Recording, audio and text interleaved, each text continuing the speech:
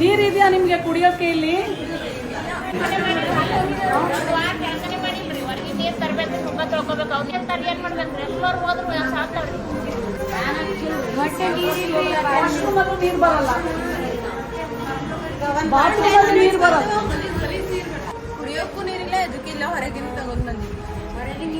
Madam we are providing with cans madam. ಹೌದಾ? ಹೌದಾ, cans ಇಂದ ಯಾಕೆ ಕೊಡಬೇಕು? ಕುಡಿಯೋ ನೀರು ಯಾಕಿಲ್ಲ ಆಸ್ಪತ್ರೆಯಲ್ಲಿ? ಇಷ್ಟು ದೊಡ್ಡ ಆಸ್ಪತ್ರೆ, ಇಷ್ಟು ಸಾವಿರಾರು ಪೇಷಂಟ್ಸ್, ಎಲ್ರಿಗೂ ಕ್ಯಾನ್ ಕೊಡಕ್ಕಾಗತ್ತಾ?